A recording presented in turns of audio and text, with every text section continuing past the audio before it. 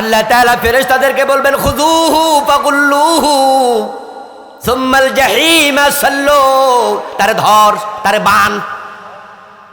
40 বছর হায়াত দিছি, 50, 60, 70, 80, 90, 100।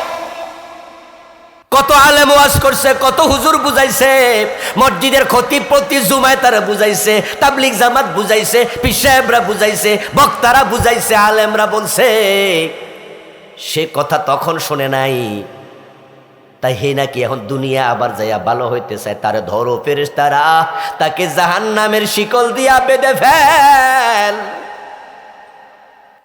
ثم في سلسلة ذرعها 70 ذراعا فاسلكوه, তাকে জাহান্নামের 70 গজ লম্বা শিকল দিয়া বেঁধে সুম্মাল জাহিমা সাল্লু, তার জাহান্নামের মাঝখানে ফেলে দে।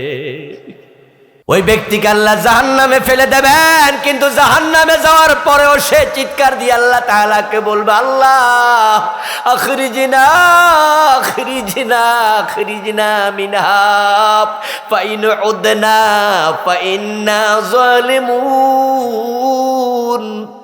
কোরআনের আয়াত, ওমা ফাররাতনা ফিল কিতাবি মিন শাই তিবিয়ানান লিকুল্লি শাই। এই কোরআনে আমি সব বলে দিয়েছি, কিছু বাদ রাখি নাই। নবীজি ব্যাখ্যা করে হাদিস আমাদেরকে শুনাইছেন, হাদিস কোরআনেরই ব্যাখ্যা। কবর কেমন হবে, হাসর কেমন হবে, কবরে প্রশ্ন কয়টা হবে, জবাব কি হবে, মিজান কেমন হবে, ফুলসেরাত কেমন হবে, জান্নাত কেমন হবে, হাউজে কাউসার কেমন হবে, জাহান্নাম কেমন হবে, সব আলোচনা কোরআন হাদিসে আছে না নাই? সব ওপেন, গোপন কিছু নাই, সব প্রশ্ন আউট, সব আল্লাহ রাসূল জানাইছে। প্রশ্ন আউট করার পরেও যদি ছাত্র ফেল করে, ওই ছাত্র বড় হতভাগা। ঠিক নয় কি? পরীক্ষার আগে যদি প্রশ্ন জানাইয়া দেয়, উত্তরও জানাইয়া দেয় শিক্ষকে, এরপরও যদি ছাত্র ফেল করে, এই ছাত্রের মতো গদ্যবার আছে কি? আল্লাহ জানাচ্ছে ওই লোকগুলো জাহান্নামে গিয়ে বলবে, রব্বানা আখরিজনা মিনহা, আল্লাহ জাহান্নাম থেকে আমাকে বের করে নাও, আল্লাহ এখানে শাস্তি আমার সহ্য হচ্ছে না, আল্লাহ ফাইন উদনা, আমি ওয়াদা দিচ্ছি তোমার কাছে, যদি এই অপরাধ আমি আর করি, ফাইন্না যালিমুন, ওই 5টা অপরাধ। কয়টা? একটু পরে আমি বলতেছি। এই 5টা অপরাধ যদি আমি করি, ফাইন্না যালিমুন, তাহলে আমি বড় জালেম, তখন তোমার যা শাস্তি মনে চায় দিও, কিন্তু আপাতত আমাকে জাহান্নাম থেকে একটু বের করে আমার দুনিয়ায় পাঠাও। লাভ আছে? জাহান্নামের মাঝে 40 বছর লাগাতার কান্না করবে। তাফসীরে জালালাইন প্রণেতা বলেন 40 বছর লাগাতার চিৎকার দেবে। এ 40 বছরে আল্লাহ জবাবই দেবেন না, কোনো কথাই বলবেন না। জাহান্নামের আগুনে 40 বছর জ্বলতে জ্বলতে চিৎকার দিতে দিতে 40 বছর পর আল্লাহ এবার জবাব দিবেন। জবাবটা কি? সেটাও কোরআনের আয়াত। আল্লাহ তাআলা বলবে, ইখসাউ ফিহা ওয়ালা তুকাল্লিমুন, তুই জাহান্নামে লাঞ্ছিত অবস্থায় পড়ে থাক, আমার সাথে তোরা কোনো কথা বলবি না।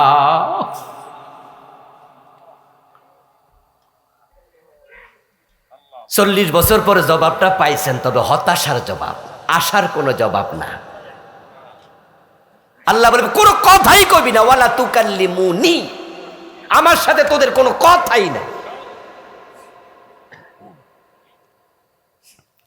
ওই 5টা অপরাধ কি? 1 নাম্বার কুফর, 2 নাম্বার শিরক, 3 নাম্বার নেফাক ইতিকাদি। যদি কেউ কুফরে আকবর করে, শিরকে আকবর করে, নেফাক ইতিকাদি করে, তার ঈমানটাই শেষ। قال رسول الله صلى الله عليه وسلم إن العبد لا يتكلم بالكلمة من سخط الله لا يلقي لها بالا يهبي بها في جهنم। বান্দা মাঝে মাঝে এমন কথা বলে একটা কথাতে তার ঈমানটা শেষ হয়ে যায়।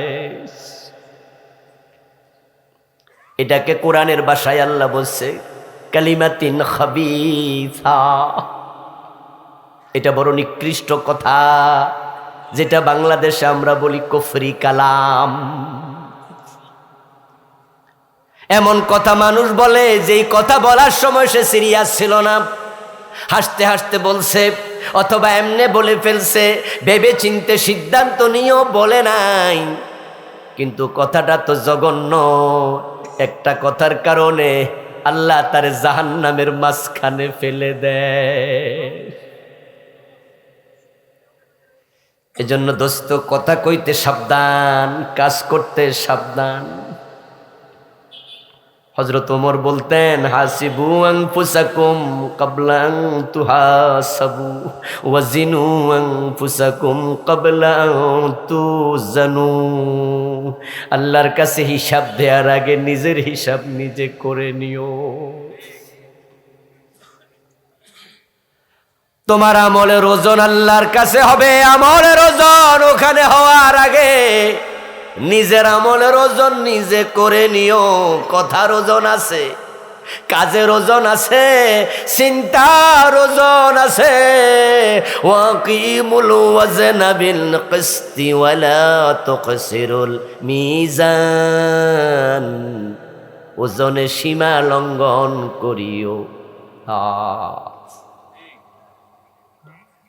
সব কিছু ওজন দিও, দেওয়া হবে, ওজন কইরা কাজ করিও, সীমা লঙ্ঘন করিও না। চিন্তার ওজন, কর্মের ওজন, কাজের ওজন, কথার ওজন হিসাব করে চলিও। যারা হিসাব করে চলবে তারাই ডান হাতে আমল নামা পেয়ে বিনা হিসাবে জান্নাত পাবে। এজন্য মানুষ যখন ডান হাতে আমল নামা পাবে না, ফায়ানকালিবু ইলা আহলিহি মাসরুরা, সে একবারে লাফাইতে লাফাইতে আনন্দ চিত্তে ফার্স্ট ক্লাস পাওয়ার পর, এ প্লাস পাওয়ার পর, আমাদের হাই স্কুলের বাচ্চারা যেমন মেট্রিকের রেজাল্ট হলে কেমনে লাফানো শুরু করে, হাসরের ময়দানে ডান হাতে আমল নামা পাইয়া পাবলিক আনন্দে লাফাতে থাকবে, দৌড়াতে থাকবে। সামনে যাকে পাবে তাকে বলবে ফায়াকুলু হাবু মকরাউ কিতাবিয়া, সে বলবে আমার আমল নামা পড়ো পড়ো পড়ো। আপন ভাই বোন আত্মীয় স্বজন বন্ধু বান্ধব হাসরের ময়দানে যারে পাবে তারে বলবে দেখো দেখো, হাবু আসো ইকরাউ পড়ো কিতাবিয়া, আমার আমল নামা। লোকজন বলবে এত সুন্দর আমল নামা ডান হাতে চলে আসলো, জান্নাতের ঘোষণা পেয়ে গেলা, এত দারুণ কেমনে হলো?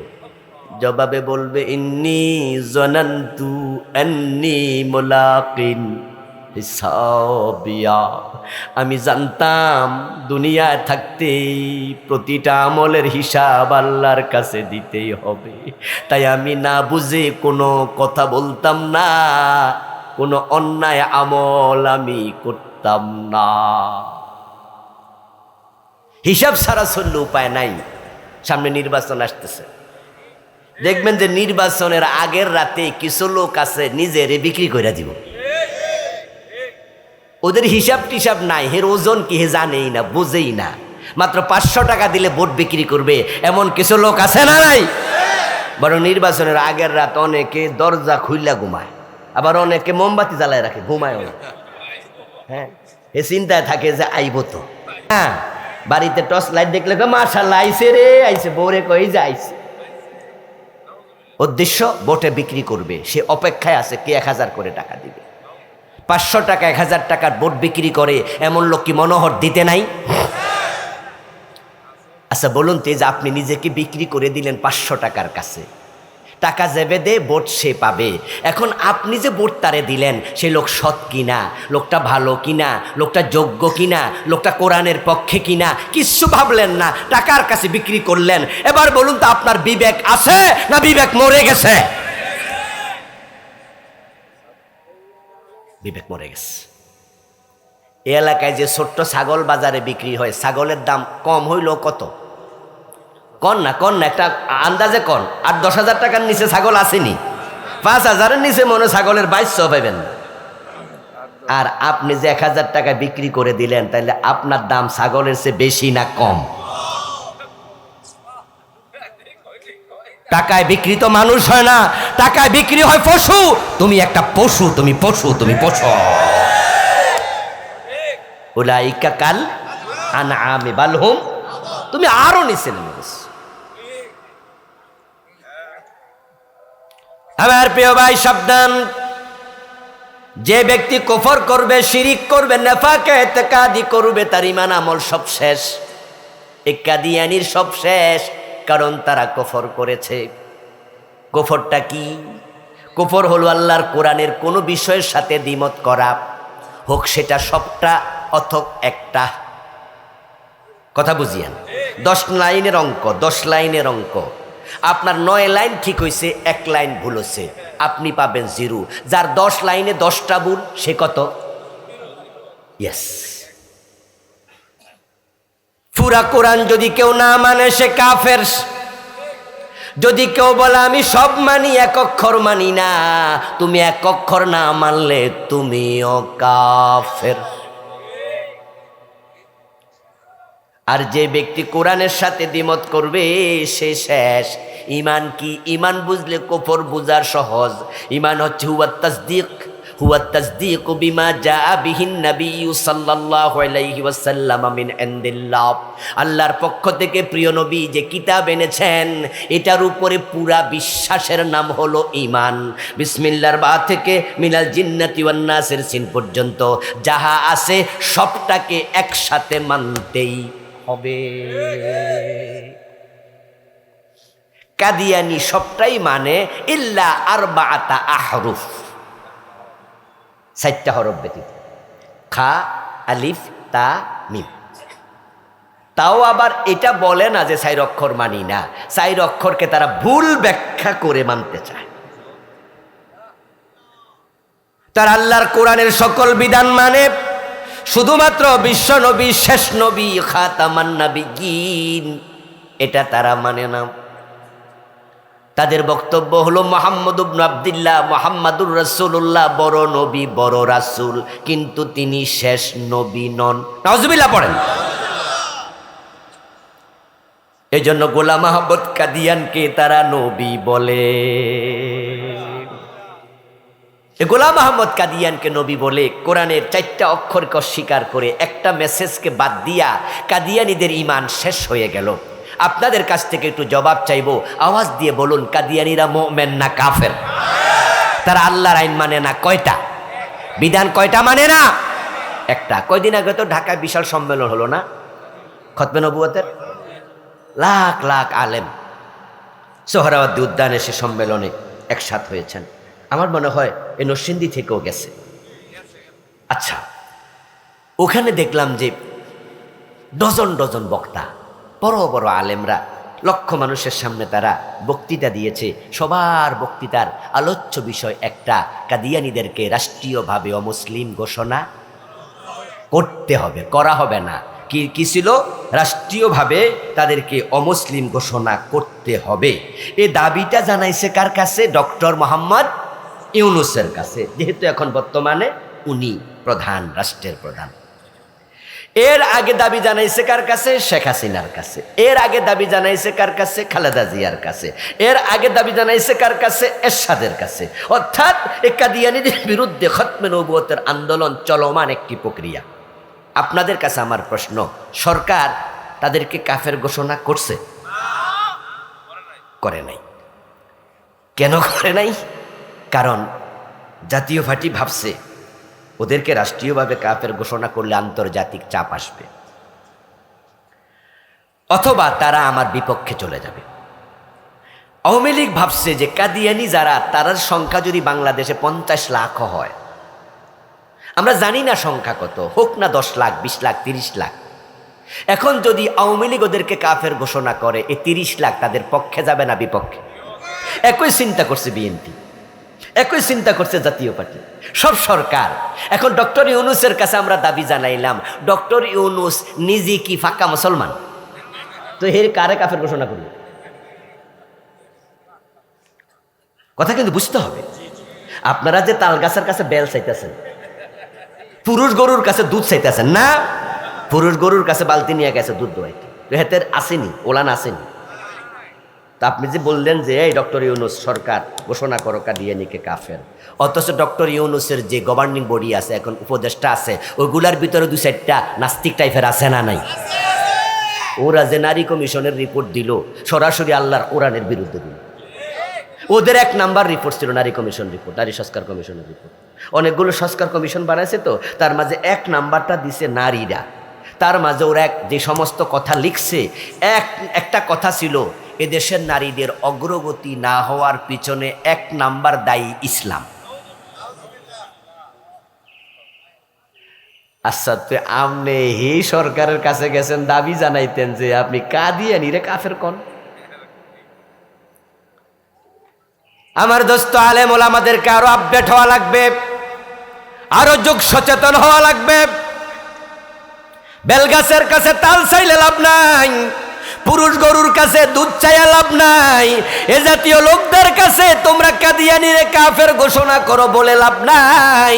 বরং আমি যা বলি শোনো, দুনিয়ার আলেমেরা, বাংলার আলেমেরা, মুরব্বীরা, যে কলম দিয়া তারা কাদিয়ানীরে কাফের ঘোষণা করবে, ওই কলমের মালিক আলেমরা হয়ে গেলে ইসলাম ক্ষমতায় যদি যায়, আমরাই কাফের ঘোষণা করে দেব।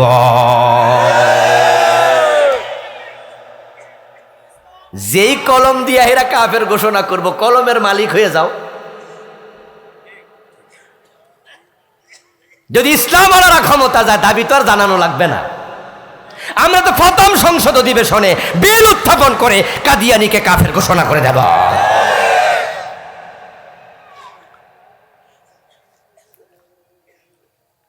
অথচ ইসলাম ক্ষমতা নেয়ার ব্যাপারে অনেক আলেমের কোনো ভূমিকাই নাই।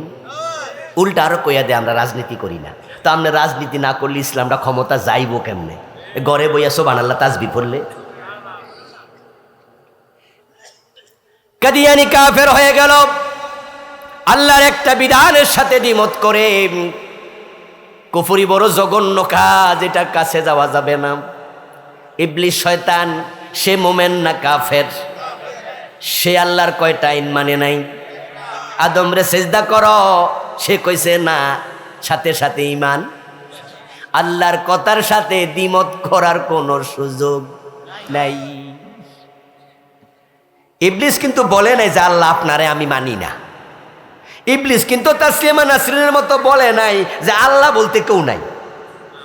বরং ইবলিসকে আল্লাহ যখন বলছে ফাখরুজ মিনহা ফাইন্নাকা রাজিম, মা মানাআকা আল্লা তাসজুদা ইয আমারতু, তোমার কিসে নিষেধ করলো আদমকে সেজদা দিতে যখন আমি অর্ডার করেছিলাম? সে তখন বলেছিল কি আনা খায়রুম মিনহু। সে বলছে, যুক্তি দিছে, যুক্তি যা আমি সেরা। খেয়াল করুন, খালাকতানি মিন নার ওয়া খালাকতাহু মিন তিন। এবার যুক্তির পক্ষে আরো যুক্তি দিচ্ছে। এক পর্যায়ে সে আল্লাহ তাআলা কর্তৃক লাঞ্ছিত, ধিক্কৃত। আল্লাহ বলছে, যা, বেরিয়ে যা জান্নাতের সীমানা থেকে, ফাইন্নাকা রাজিম, তুই অভিশপ্ত। সে জান্নাতের সীমা থেকে বেরিয়ে গেল। জান্নাতের সীমা থেকে বের হয়ে আবার সে কি কাম করছে আল্লাহ সেটাও কোরআন মাজিদে বললেন। সে জান্নাতের সীমা থেকে বের হয়ে বলতেছে, রব্বি ফাআনজিরনি ইলা ইয়াউমিন ইউবাসুন। ও আমার রব আল্লাহ। কার কাছে দোয়া করতেছে? ও আমার রব। আল্লাহরে না মানলে দোয়া করতো? ও আমার রব, আমারে কিয়ামত পর্যন্ত হায়াত দাও। সে কিন্তু বলে না আল্লাহ তোমারে মানি না। সে কিন্তু বলে নাই আল্লাহ নাই, তাসলিমার মতো নাস্তিক হয় নাই। সে আল্লাহর কাছে উল্টা আরো দোয়া করে। এবার বলুন তো দোয়া কবুল হয়েছে কিনা? আল্লাহ জবাব দে, যা যা ইন্নাকা মিনাল মুনজারিন, তোর দোয়া কবুল, তোরে কিয়ামত পর্যন্ত হায়াত দিলাম। তবে আমি একটা ঘোষণা করলাম, আবা ওয়াস্তাকবারা ওয়া কানা মিনাল কাফিরিন, তুই কিন্তু কাফের। সে কয় রাব্বি, আমরা তো দোয়া করি রাব্বির হামহুমা কামা রব্বায়ানি সগীরা, আমরা দোয়া করি রাব্বি জিদনি ইলমা। তো হেও কয় রাব্বি, তো রাব্বি কইয়া লাভ কি রে দোস্ত? কে? আল্লাহ কয় কাফের, তুই কাফের। এবার আপনাদের থেকে ফতুয়া জানবো, ইবলিস শয়তান মোমেন না কাফের? আল্লাহর কয়টা আইন মানে নাই? এটা অমান্য করার আগে কি কাফের ছিল? এর আগে ছিল মুআল্লিমুল মালাইকা, এর আগে ছিল বড় মাফের আবেদ, কানা মিনাল জিন, সে ছিল জিন জাতির সদস্য। কোরআনের আয়াত, এটা আয়াতের অংশ, কানা মিনাল জিন। অথচ সে ইবাদত করতে করতে প্রমোশন পাইতে পাইতে পাইতে পাইতে সে এখন ফেরেশতাদের সাথে একসাথে চলে, একসাথে থাকে, এত মর্তবা পাইছিল। কিন্তু যখন আল্লাহর একটা আইনের প্রতি বৃদ্ধাঙ্গুলি দেখাইছে, সব শেষ, ইমানই শেষ। কাদিয়ানি কাফের হলো একটা কথা মানে নাই, ইবলিস কাফের হলো আল্লাহর একটা আইন মানে নাই। এখন আল্লাহ কয় সর ধরে হাত কাটো, 54 বছরে কে মানলো? আল্লাহ বলে জেনা করলে 100 বেত লাগাও। এবং সেই আয়াতের ডিজাইন দেখে তো আমি মাঝে মাঝে আশ্চর্য হই, নিজেরে বড় অপরাধী মনে করি। ডিজাইন দেখেন, আয-যানিয়াতু ওয়াজ-যানি ফাজলিদু কুল্লা ওয়াহিদিম মিনহুমা মিআতা জালদাহ ওয়া লা তাখুযুকুম বিহিমা রাফাতুন ফি দীনিল্লাহ। জেনাকারী নারী, জেনাকারী পুরুষ, তাদের প্রত্যেককে 100 বেত দেও। এবং বেত্রাঘাতের সময় তাদের জন্য অন্তরে কোনো মায়া যেন না আসে, কোনো মহাব্বত যেন না আসে। বেত দেওয়ার সময় 90টা দিয়া থামিও না, বাকি 10টা মাপ, এ কথা বলার অধিকার তোমার। কোনো দয়া দেখাইও না। আমরা যখন প্রাইমারি স্কুলে পড়ছি, মাদ্রাসায় পড়ছি, ইবতেদায়ী ক্লাসে ছোট ছিলাম, এখনো বাচ্চারা স্কুল প্রাইমারিতে পড়ে, তো অন্যায় করলে মাঝে মাঝে শিক্ষক কয়, এই 10টা কানে ভোট নিল। তো ছাত্র যখন হাত দিয়ে শুরু করে, 3-4টা নিলে আবার ছাত্র স্যারে কি কয়, আচ্ছা যা যা, ঠিক না ভাই, ঠিক না? এমন হয় না যে মাত্র শুরু করছে, তো স্যারে মনে মনে কয়, ফোলা পড়া না শিখলো এমনি আদব বালা, যে আমি কইতে দেরি, কানে ধরতে আর দেরি করে নাই। এজন্য অন্তরে মায়া তৈরি হয়। কি তৈরি হয়? যে আরে ছেলেরে কইছি, এই 10টা ভোট নিল, পড়া শিখস নাই, এতে তাড়াতাড়ি শুরু করে দিছে। এবার কই যা যা যা শাস্তে যা, কালকে শিখিস। কিন্তু 100 বেত লাগানোর ব্যাপারে আল্লাহ কয়, অন্তরে কোনো ভালোবাসা আসতে পারবে না, এটা আমি আল্লাহর আইন। ডিজাইন দেখেন কত শক্ত। কিন্তু আমার প্রশ্ন, 54 বছর 100 বেতের আইন, এ রায় কোন আদালত দিছে? আল্লাহর বক্তব্য, আলা লাহুল খালকু ওয়াল আমর, সাবধান, সৃষ্টি যার, আইন চলবে শুধু তার। ইনিল হুকমু ইল্লা লিল্লাহ, আল্লাহ বলে আমি আল্লাহ ছাড়া কারো আইন মানতে পারবা না। কিন্তু 54 বছর বাংলাদেশ পার করলো, 55 বছর শুরু হলো, আল্লাহর আইনে বাংলাদেশ একটা দিনও চললো না। কাদিয়ানি মানে না কয়টা, ইবলিস মানে নাই কয়টা, আর বাংলাদেশের মানুষ মানে না কয়টা।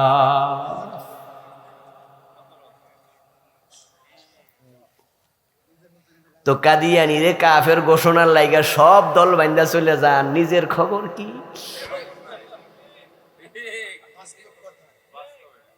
আত্মসমালোচনা করো মুসলমান। আল কাইয়িসু মান দানা নাফসাহু ওয়া আমিলা লিমা বাদাল মাউত। সেই তো দুনিয়ার চালাক মানুষ যে আত্মসমালোচনা করতে জানে, নিজের দোষ নিজে ধইরা তাওবা করতে জানে। এতদিন আমরা মানি নাই আল্লাহর দিন, বাংলাদেশে কত বিধান বাদ দিছি, আল্লাহর কাছে আমরা তাওবা করতে চাই। কিছু লোক আমরা বলে যাচ্ছি, কয়ে যাচ্ছি, হয়তো আল্লাহ আমাদেরকে ছেড়ে দেবেন, কারণ আমরা যারা মানে না, আমরা তাদের পক্ষে নাই, আমরা মানাতে চাই। কিন্তু এবার সুযোগ আসতেছে বাংলাদেশে, 54 বছর পরে সুযোগ আল্লাহ দিছে। এবার যদি আমরা মাথা তুলে দাঁড়াতে পারি, হতে পারে আগামীর বাংলাদেশ ইসলামের বাংলাদেশ হয়ে যাবে। সুযোগ এবার আসতেছে, কাজে লাগাইতে হবে। আমরা অতীতের সকল পাপের এবার কাফফারা দিতে চাই, আগের পাপ থেকে এবার তাওবা করতে চাই। তাওবা মৌখিক হয়, তাওবা আমল দিয়ে হয়। আমরা মৌখিক তাওবার সাথে আমলের তাওবা করতে চাই। এবার দলমত ভুলে যেতে চাই, মাসলাক ভুলে যেতে চাই।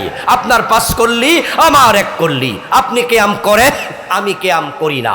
আপনি মাযহাব মানেন, আমি মাযহাব মানি না। এই দেশে হানাফি আছে, আহলে হাদিস আছে, কিয়ামি আছে, লা কিয়ামি আছে, বুকে হাত বাঁধা আছে, নাভিতে হাত বাঁধা আছে, জোরে আমিন বলা আছে, আস্তে আমিন বলা আছে। মাসলাক যার যার, ইসলাম সবার।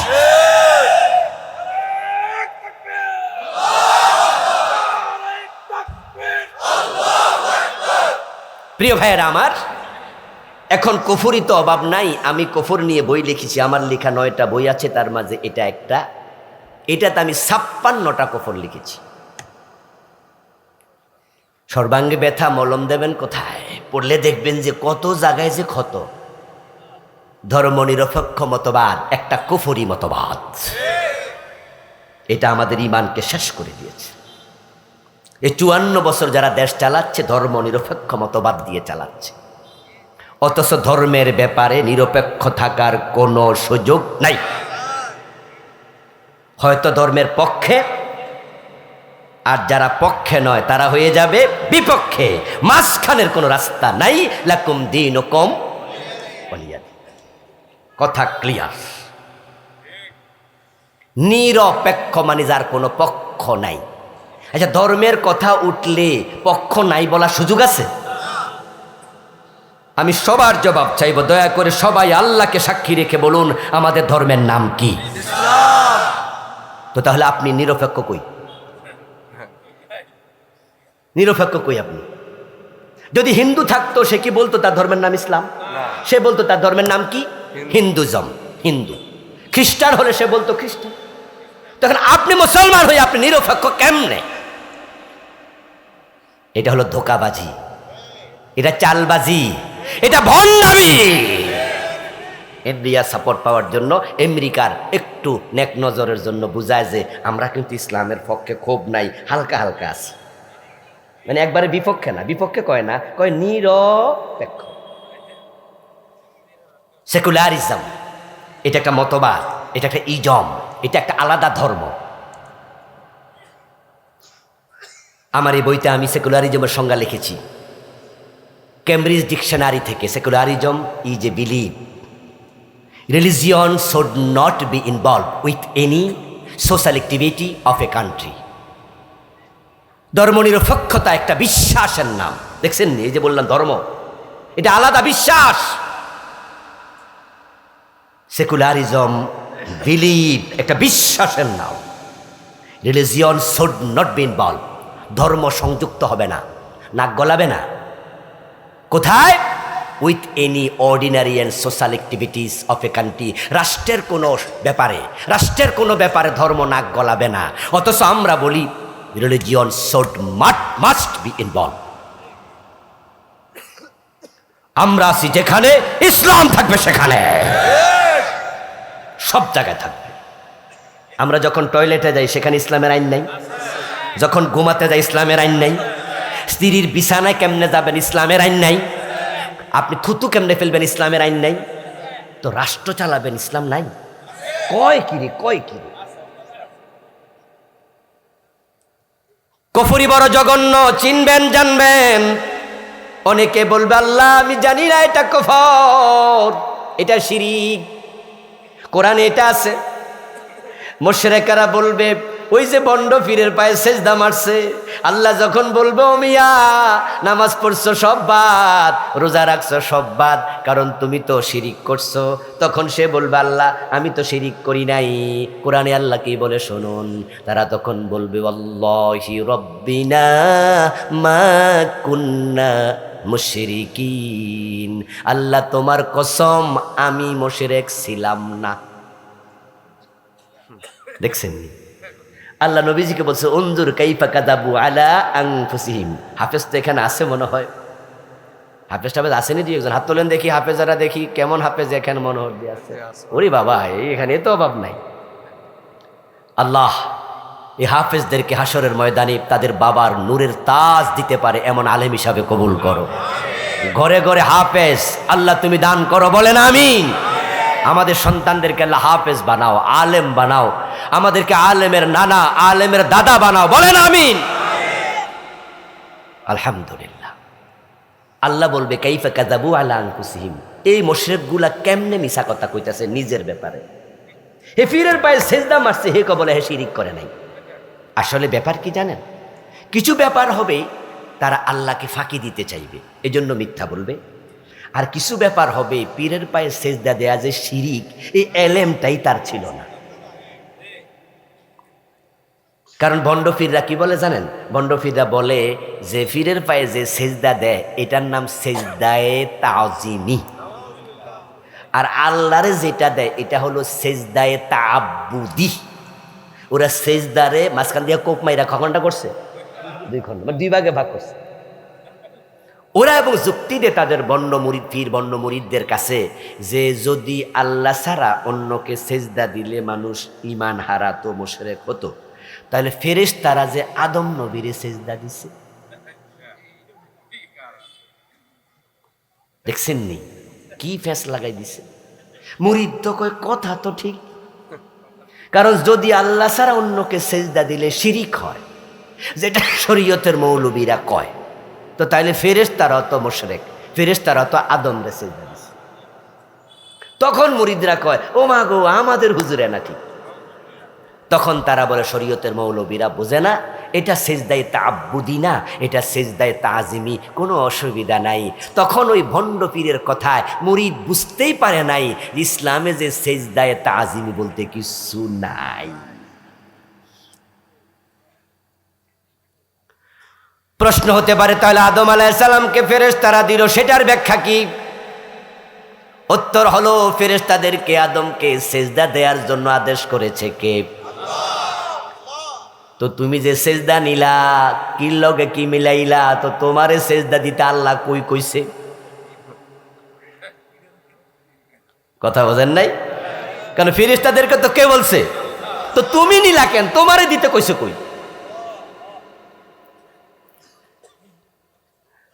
আমি আর একটা প্রশ্ন করি, দেখেন ও ভণ্ড পীর উত্তর দাও। মেসেজগুলো চলে যাবে ভিডিওর মাধ্যমে সবার কাছে। যদি এই আয়াতের দলিল দিয়া পীর হইয়া মুরিদের সেজদা নেয়া জায়েজ হতো, আবু বকর ওমর এই আয়াত তোমার আগে পড়ছে, মা আয়েশা, মা সালমা, উম্মু সালামা, রাসূলের স্ত্রীরা, হযরত ফাতেমা এই আয়াত আমাদের আগে পড়ছে।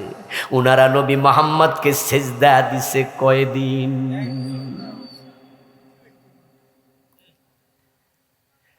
নবীজির সে বড় ফিসাবটা কেডা আছে দুনিয়ায়? আর আবু বকর ওমরের সে বড় মুরিদটা কেডা? তো যদি এই আয়াতের দলিল দিয়া পীর হইয়া মুরিদের সেজদা নেয়া জায়েজ হতো, সাহাবারা তো নবীজির সেজদা দিয়া আঙ্গুল ক্ষয় করে ফেলতো, ঠিক কি না? কিন্তু আবু বকর কি রাসূলকে একটা সেজদা দিছে? রাসূলকে কোনোদিন বলেছেন যে এই আয়াত যেহেতু আছে আমার সেজদা দাও? তো তুমি কিসের লগে কি লাগাই না? হাসরের ময়দানে বলবা আল্লাহ আমি জানি না, আমি জানি না, এটা কুফর, এটা শিরিক। আচ্ছা জানি না কইলে আল্লাহ বলবো ঠিক আছে, ব্যস্ত ছিলা তো, বৌজি ফলা মাইয়া লইয়া, লেখাপড়া ছিল, এরপরে তুমি ডাক্তার ইঞ্জিনিয়ার মানুষ এবং তুমি নেতা মানুষ, রাজনীতি লইয়া ব্যস্ত ছিলা, জানতে পারো না শিরিক কারে কয়, কুফর কারে কয়, ঠিক আছে যাও বেহেশতে চলে যাও, ঠিক না? এত সোজা, এত মাগনা। এলেম শিখা নফল না ফরজ? কোরআনের প্রথম আয়াত ইকরা বিসমি রাব্বিকাল্লাযী, জানি না শব্দের কোনো দাম নাই। বোতলে বিষ আছে আপনি জানতেন না, আপনি শরবত মনে করে খাইছেন, কোনো অসুবিধা নাই, ঠিক না? খাইয়াছেন, জানি না কোনো দামই নাই, খাইলবেন আর মরবেন, জানি না খাইলেও মরবেন। শিরিক কুফর, জেনে করলো শিরিক, জেনে করলো কুফর, না জেনে করলো কুফর। এজন্য এলেমের কোনো বিকল্প নাই। তলাবুল ইলমি ফারিদা আলা কুল্লি। শিরিক নিয়ে লিখেছি এই বইটা, এই বইয়ের মাঝে আমি 29টা শিরিক লিখছি। কত আলেমকে দেখি আল্লাহ আল্লাহ আল্লাহ আল্লাহ ক্ষমা করো, আরে শিরিক বন্যার পানির মতো ঢুকেছে। আলেমকে দেখি শিরিক করে, মাহফিলে এসে দেখি শিরিক শিখায় মানুষকে। বক্তা বলছে আল্লাহর ধন রাসূলকে দিয়া আল্লাহ গেছে গায়ে বইয়া। এখন রাসূলের দন আবার খাজা লইয়া শুইয়া আছে আজমিরে, কেউ ফিরে না খালি হাতে।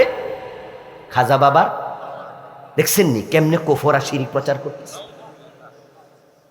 ফলাফান পরীক্ষার আগে দিয়া গেছে হুজুরের কাছে, হুজুর সামনে পরীক্ষা, একটু দোয়া করে দেন। হুজুর কয় আর মিয়া ঠিক আছে বাবার কাছে ল। পরে 4-5টা ফলাফান লইয়া মাজারে গেছে, মাজারে যাই আবার ভিডিও করতেছে। হুজুর কইতাছে বাবা ফলাফানের পরীক্ষা, ফলাফান এসে একটু পাশ করাই দিয়েন। মরা ফিরে বলতেছে আস্তাগফিরুল্লাহ। হুজুর ওয়াজ করতেছে, ওনার পীর সাহেব নাকি গায়েব জানে, অথচ গায়েবের মালিক কে?